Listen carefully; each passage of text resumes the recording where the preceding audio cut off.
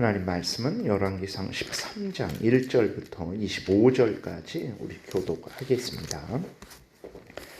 유다의 왕 아하시아의 아들 요아스의 제23년에 예후의 아들 여호아스가 사마리아에서 이스라엘 왕이 되어 17년간 다스리며 여호와 보시기에 악을 행하여 이스라엘에게 범죄하게 한 느밧의 아들 여로보암의 죄를 따라가고 거기서 떠나지 아니하였으므로 여호와께서 이스라엘에게 노하사 늘 아람 왕 하사엘의 손과 그의 아들 베나닷의 손에 넘기셨더니 아람 왕이 이스라엘을 학대함으로 여호아스가 여호와께 간구하매 여호와께서 들으셨으니 이는 그들이 학대받음을 보셨음이라.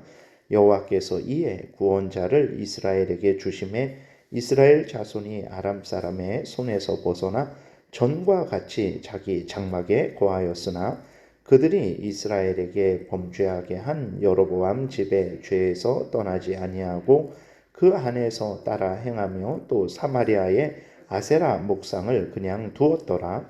아람 왕이 여호아스의 백성을 멸절하여 타작마당에 티끌같이 되게 하고 마병 50명과 병거 10대와 보병 10,000명 외에는 여호아스에게 남겨두지 아니하였더라. 여호아스의 남은 사적과 행한 모든 일과 그의 업적은 이스라엘 왕 역대 지략에 기록되지 아니하였느냐.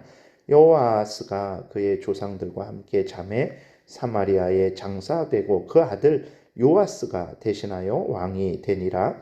유다의 왕 요아스의 제37년에 여호아스의 아들 요아스가 사마리아에서 이스라엘 왕이 되어 16년간 다스리며 여호와께서 보시기에 악을 행하여 이스라엘에게 범죄하게 한 느밧의 아들 여로보암의 모든 죄에서 떠나지 아니하고 그 가운데 행하였더라. 요아스의 남은 사적과 행한 모든 일과 유다 왕 아마샤와 싸운 그의 업적은 이스라엘 왕 역대 지략에 기록되지 아니하였느냐. 요아스가 그의 조상들과 함께 잠에 이스라엘 왕들과 함께 사마리아에 장사되고 여로보암이 그 자리에 앉으니라. 엘리사가 죽을 병이 들매 이스라엘의 왕 요아스가 그에게로 내려와 자기의 얼굴에 눈물을 흘리며 이르되 내 아버지여 내 아버지여 이스라엘의 병거와 마병이여 하매 엘리사가 그에게 이르되 활과 화살들을 가져오소서 하는지라. 활과 화살들을 그에게 가져오매 또 이스라엘 왕에게 이르되 왕의 손으로 활을 잡으소서 하매 그가 손으로 잡으니 엘리사가 자기 손을 왕의 손 위에 얹고 이르되 동쪽 창을 여소서 하여 곧 열매 엘리사가 이르되 쏘소서 하는지라. 곧 쏘매 엘리사가 이르되 이는 여호와를 위한 구원의 화살 곧 아람에 대한 구원의 화살이니 왕이 아람 사람을 멸절하도록 아벡에서 치리이다 하니라. 또 이르되 화살들을 잡으소서. 곧 잡음에 엘리사가 또 이스라엘 왕에게 이르되 땅을 치소서 하는지라. 이에 3번 치고 그친지라. 하나님의 사람이 노하여 이르되 왕이 6번을 칠 것이니이다. 그리하였더면 왕이 아람을 진멸하기까지 쳤으리이다. 그런즉 이제는 왕이 아람을 3번만 치리이다 하니라. 엘리사가 죽으니 그를 장사하였고 해가 바뀜에 모압 도적대들이 그 땅에 온지라. 마침 사람을 장사하는 자들이 그 도적대를 보고 그의 시체를 엘리사의 묘실에 들어던짐에 시체가 엘리사의 뼈에 닿자 곧 회상하여 일어섰더라. 요아스 왕의 시대에 아람 왕 하사엘이 항상 이스라엘을 학대하였으나 여호와께서 아브라함과 이삭과 야곱과 더불어 세우신 언약 때문에 이스라엘에게 은혜를 베풀며 그들을 불쌍히 여기시며 돌보사 멸하기를 즐겨하지 아니하시고 이때까지 자기 앞에서 쫓아내지 아니하셨더라. 아람의 왕 하사엘이 죽고 그의 아들 베나닷이 대신하여 왕이 되매 여호아스의 아들 요아스가 하사엘의 아들 베나닷의 손에서 성읍을 다시 빼앗았으니 이 성읍은 자기 부친 여호아스가 전쟁 중에 빼앗겼던 것이라. 요아스가 베나닷을 3번 쳐서 무찌르고 이스라엘 성읍들을 회복하였더라. 아멘. 기도드리겠습니다. 살아계신 하나님 감사합니다. 이 시간 하나님의 말씀을 전하고 듣습니다. 성령께서 역사하셔서 우리를 향한 하나님의 뜻을 잘 깨달아 알게 도우시고 또 하나님이 알려주시는 대로 잘 믿고 따르게 도우소서. 예수 그리스도의 이름으로 기도드렸습니다. 아멘. 오늘은 이제 예후의 아들 아합 왕가를 진멸한 예후의 아들 여호아스와 요아스에 대한 내용이 기록되어 있습니다. 그런데 예후도 그렇고 그 아들 여호아스도 그렇고 그 다음에 요아스도 그렇고 그들은 아합 왕가가 하나님 앞에서 그 악한 범죄를 저질러서 자기들의 손에, 그러니까 예후의 손에 아합 왕가가 진멸되었죠. 하나님께서 예후를 들어서 아합 왕가를 진멸했습니다. 그런데도 불구하고 예후도 그렇고 자신을 하나님이 사용해서 범죄한 아합 왕가를 진멸시키는 것을 자기가 그렇게 사용되어서 눈으로 봤단 말이에요. 그럼에도 불구하고 예후는 전심으로 하나님을 섬기지 않았어요. 그리고 예후가 죽은 후에 그 아들 여호아스가 왕이 되었습니다. 자기 아버지에 의해서 악한 아합 왕가가 완전히 멸절되는 것을 보았으면서도 여호아스는 어떻게 했습니까? 하나님을 전심으로 행하지 않았어요. 그래서 하나님이 어떻게 합니까? 아람 왕 하사엘을 통해서 그 여호아스와 북이스라엘을 징계하십니다. 그 징계가 너무나 혹독했어요. 그 아람 나라가 북이스라엘 여호아스 왕과 북이스라엘 사람들을 너무나 혹독하게 탄압을 했죠. 그러니까 이 여호아스가 하나님께 전심으로 돌아오지 않는 여로보암의 죄, 자기 마음대로 하나님을 섬기는 그 죄악에 빠진 여호아스였지만 하나님께 간구합니다. 기도를 해요. 그러니까 하나님께서 어떻게 하냐면 여호아스 왕과 북이스라엘을 불쌍히 여기시고 아람으로부터 구원하셨어요. 그러니까 이 여호아스 왕과 북이스라엘 사람들은 자기들이 하나님을 멀리하고 하나님을 거역하고 하나님의 뜻대로 살지 않고 우상을 섬김으로 말미암아서 이 재앙을 받는다라는 것을 분명히 깨달아 안 거죠. 그래서 하나님께 용서를 빌며 은혜를 구하며 살려달라고 그렇게 간절히 간구했어요. 그래서 이제 아람 나라로부터 구원을 받았습니다. 그런데 어떻게 했습니까? 구원받은 여호아스 왕과 이스라엘 백성들이 하나님을 전심으로 섬겼습니까? 하나님을 전심으로 섬기지 않고 다시 하나님의 법을 버리고 자기들 마음대로 하나님을 섬기는 죄악을 저질렀어요. 그래서 하나님이 다시 아람 나라 왕의 지배를 받고 학대를 받게 하셨습니다. 아주 비참하게 됐죠. 7절에 보게 되니까 아람 왕이 여호아스의 백성을 멸절하여 타작마당에 티끌같이 되게 하고 마병 50명과 병거 10대와 보병 10,000명 외에는 여호아스에게 남겨두지 아니하였더라. 그러니까 이스라엘 나라의 왕인데 그 군대가 겨우 어떻습니까? 마병 50명, 병거 10대, 보병 10,000명.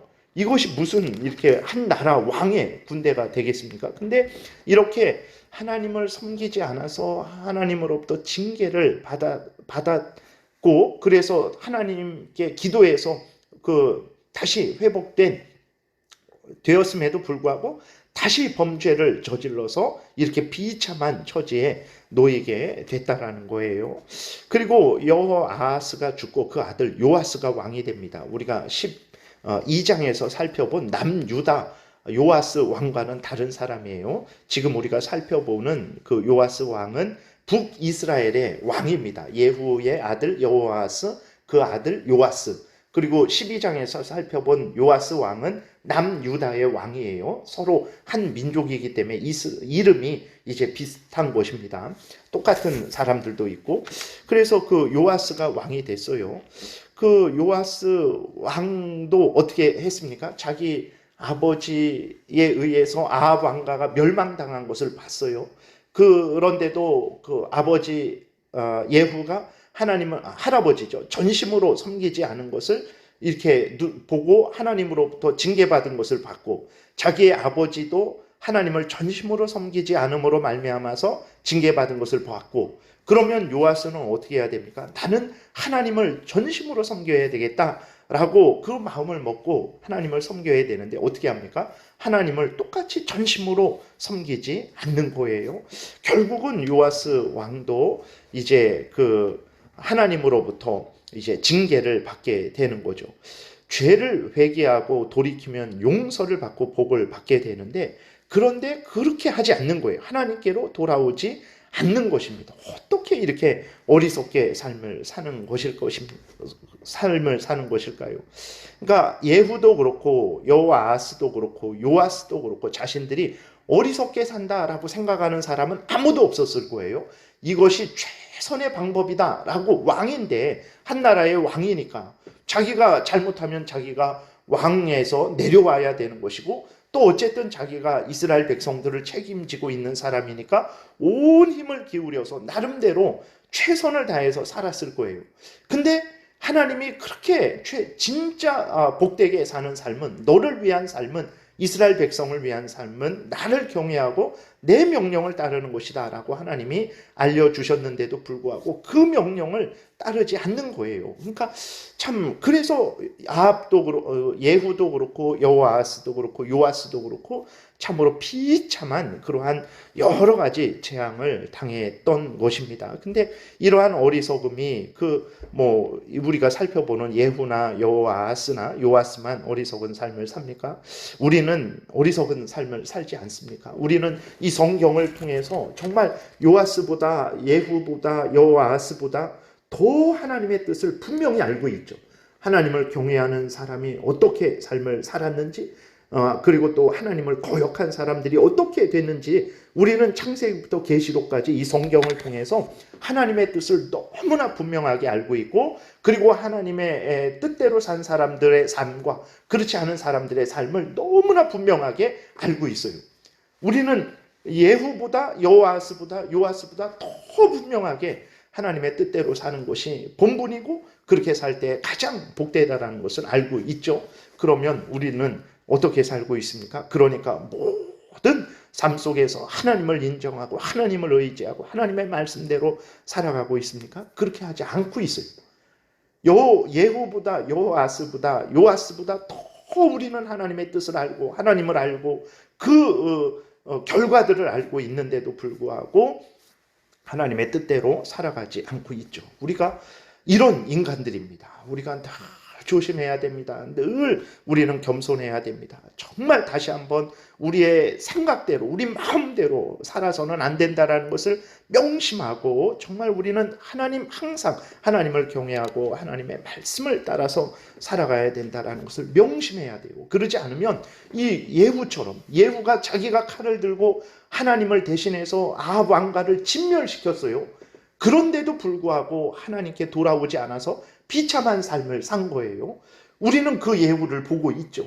그런데 보고 있는데도 우리는 똑같이 예후처럼 전심으로 하나님을 섬기려고 하지 않는 어리석음을 또 이렇게 반복을 하고 있는 거죠. 그렇기 때문에 우리는 늘 깨어서 조심하고 주의하고 항상 하나님 앞에서 하나님의 은혜를 구하고 하나님의 말씀대로 살아가야 됩니다. 그래야 복된 인생을 살아가는 것이지, 그렇지 않으면 이 예후처럼 요아스처럼 참으로 어리석구나, 참으로 어리석어서 저렇게 미련한 삶을 살까라는 그 책망을 우리도 듣게 될 것이라는 것을 우리가 깊이 생각해야 되겠습니다.